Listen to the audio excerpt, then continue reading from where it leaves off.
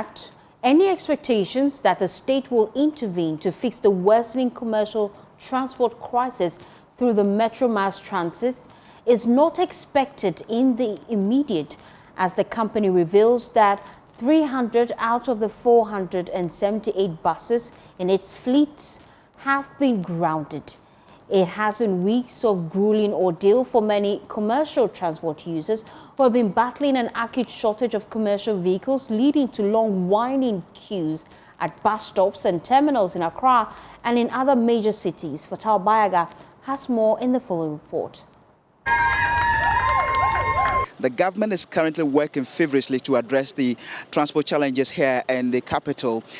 Over the period, a lot of people are facing transportation challenges. For the Transport Minister, Joseph Bukari Nikwe, one of the critical challenges affecting public transportation in the country is the fact that many of the buses belonging to these public transport companies have not been retooled over the years. Over the years, either the GPRTU, the Ministry of Transport and their agencies like Intercity, STC, Metro Mass Transit Limited, and by extension, Ayalolo under the Ministry of Local Government has not seen any retooling of their vehicles.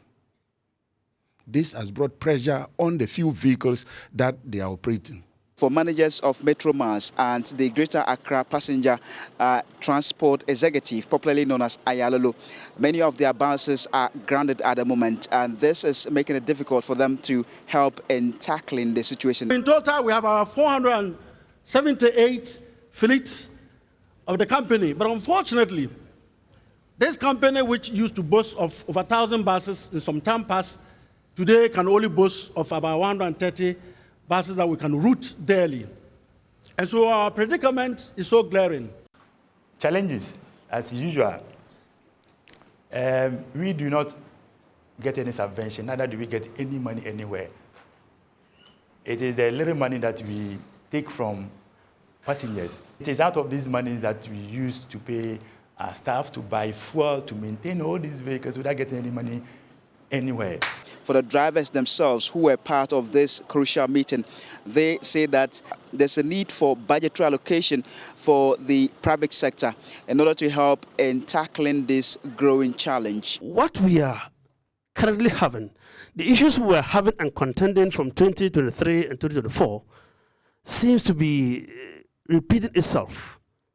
Whenever there's a budgetary allocation and then they go to share, they allocate how much they'll give to Metro Mass, how much they give to STC, and forget us. Speaking during the stakeholder engagement, the Vice President, Professor J. Nana Opoku Ajiman, says that the government has planned to procure some high-occupancy buses for the public transport companies as well as the private sector in order to substantially address this particular situation.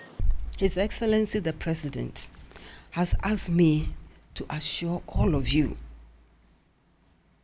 that he will give support to Metro Mass, Ayalolo, and the private sector.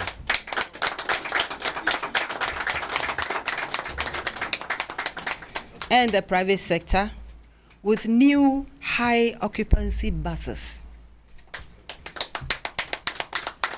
in order to augment the services in the medium term. The government believes that these measures would help to drastically address the transportation challenges in Accra and other parts of the country. For Joy News, Fatal Bayaga, Accra. Well, let's engage the General Secretary of the Ghana Road Transport Coordinating Council, Emmanuel Ohini Yeboah. We appreciate your time here on Joy News Prime. We're seeing fuel prices drop. We're also seeing better climates when it comes to the economy. Why exactly are you adamant to reduce transport fares? Well. Thank you very much, my sister. I don't think we are too adamant to not reduce. Let me say we are not that insensitive. But the problem is that we have other related issues that will not help us do that immediately. But it's still under consideration. Once we agree on bullet. Well, spare part dealers are emphatic. They say that they have reduced the price of spare parts. And that is one of the reasons you have given for your reluctancy to reduce the prices of transport fares. So how do you respond to that?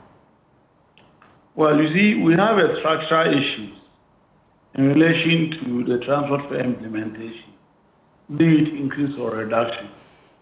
We are trying to, get a system in place where we can enforce whatever reduction we take.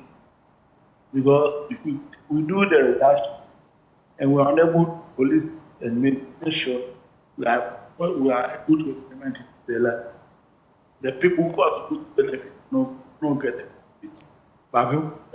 Mr. Emmanuel, you have to position rightly. I seem to be losing you intermittently. Please make that point again, briefly. What I'm saying is that we have a plan to work towards, see if it's possible we can reduce it. But it's not something that we have done because we will have a program to be able to implement whatever reduction we announce. And that's why we are a bit reluctant in doing that. Because if we are not careful, we'll do the reduction and the people who are supposed to benefit will not get to them. Let me bring in Godfred Abobire. He is General Secretary of the Ghana Private Road Transport Union. We appreciate your time here on Joy News Prime. You held a meeting today with the Transport Minister. What was the outcome of that meeting?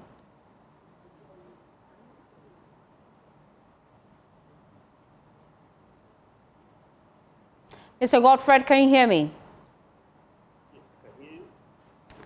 Unfortunately, we don't have clear connection to Mr. Godfred. So you were also, Mr. Emmanuel Ohiniye, but you were also in that meeting today, were you not? What were the concerns you tabled before the Transport Minister, and what assurances did he give? Well, our concern relation particularly was on the issue of vehicle shortage in the city for operational purposes. But we told the minister that it's not intentional, except that we have an old vehicle regime where a lot of our vehicles are at the workshop and makes turnaround time also a bit difficult. Our city center has also been taken over by traders, the various bar stops. So when you get to the city center, turnaround time increases. So a route of about 40 minutes, 50 minutes, it takes you about 2 hours. So it's difficult for us to make that quick turnaround. And that is why we have that backlog of passengers.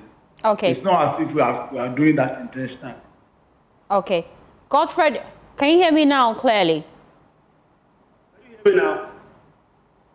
Mr. Godfred, I'm hoping you can hear me now clearly. Godfred Abobire, he is with the GPRTU.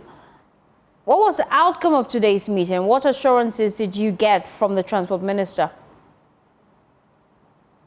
Okay, connection to Mr. Godfred is not favorable. Let's move away from that story.